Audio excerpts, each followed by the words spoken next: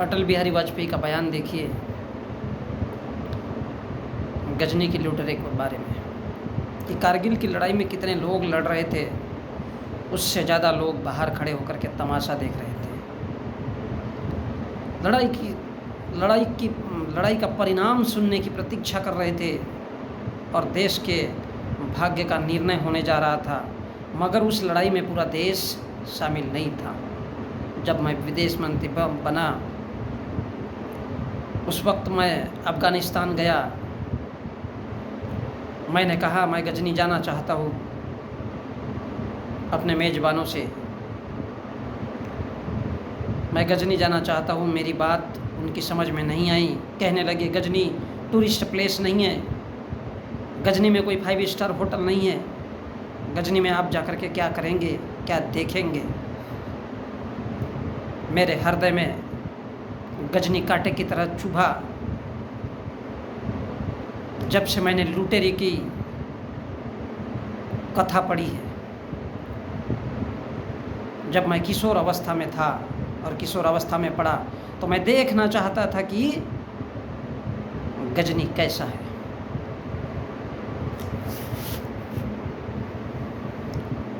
सिर्फ एक गजनी के सोमनाथ मंदिर को लूटा गया, तब भारत के पूर्व प्रधानमंत्री अटल बिहारी वाजपेयी के ये मन में सवाल आया और उन्होंने अपनी ये व्यथा सुनाई। एक मंदिर के लूटे जाने से वो कह रहे कि मैं तड़प रहा था, मैं सिसक रहा था, मैं देखना चाहता था कि वह गजनी कैसा है। और वहाँ के अफ़गानिस्तान के मेज़बानों ने मुझे बताया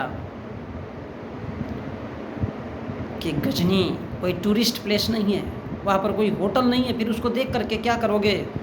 तो बोले मेरे दिल में वो तड़प थी। एक मंदिर,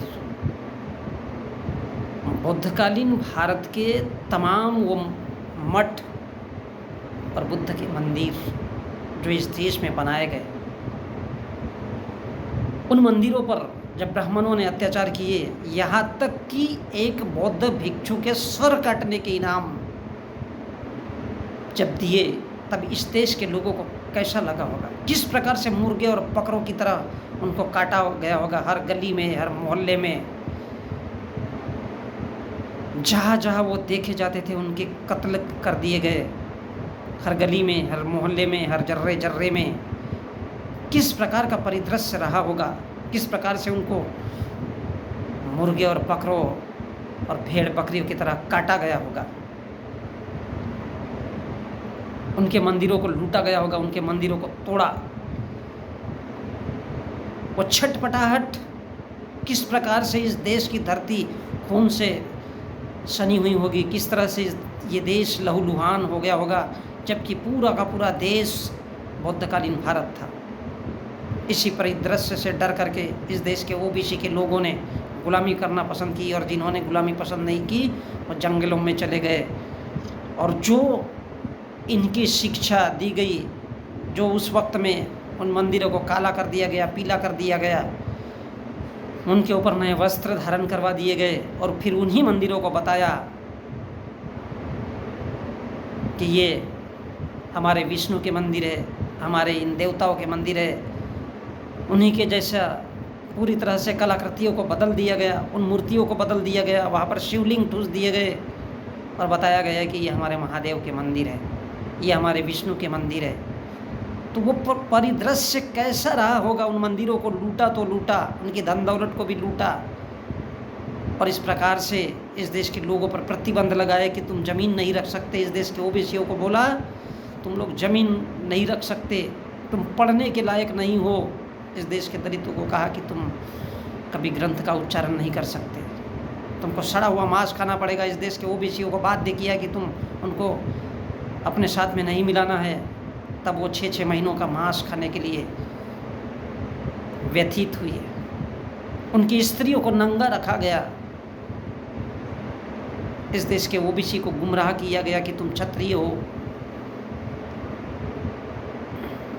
अटल बिहारी वाजपेयी बता रहे कि एक गजनी के मंदिर को लूटे जाने से वो छटपटा रहे थे, जबकि ये देश पूरा का पूरा बौद्धिस्ट था। किस परिदृश्य में इस देश के ब्राह्मणों, ठाकुरों ने और बनियाओं ने इस देश के लोगों पर अत्याचार किया, उनके मंदिरों को तोड़ा, सरेआम तोड़े गए मंदिर जो बुद्धकालीन थे, जो बुद्ध के थे। कैसा लगा होगा उन लोगों को, कितनी छटपटाहट रही होगी। बावजूद इसके आज इस देश में वो नास्तिक बन करके रह गए, पूरी तरह से छिन्न भिन्न हो गए और इस देश की शासन सत्ता ब्राह्मणों ने अपने हाथों में ले ली और अपने मन मर्जी से ग्रंथ लिखे। वो छटपटाहट इस देश के लोगों को कैसी लगी होगी। कभी सोचिए कि इस देश के लोगों को सरेआम गली मोहल्लों में जर्रे जर्रे में उनके कत्ल कर दिए गए, उनकी विधवाओं का क्या हुआ होगा। और इसलिए वो डंके की चोट पे अपने दूसरे बयान में कहते हैं कि हमने इस देश के बहुत बड़े तबके को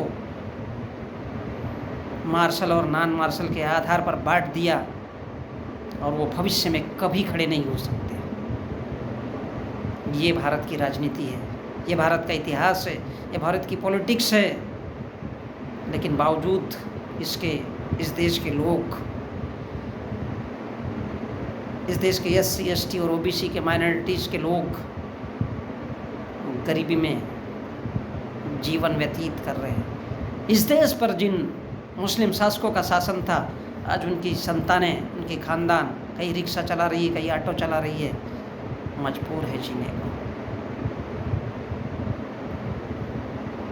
और इस देश के वो ब्राह्मण बनिया इस देश के सुप्रीम कोर्ट और हाई कोर्ट में जाकर के बस गए, सिर्फ इस आधार पर कि वो इस देश के सेनापति है, उन इस देश की कमान चाहे कुछ भी हो उनके हाथों में रहना चाहिए।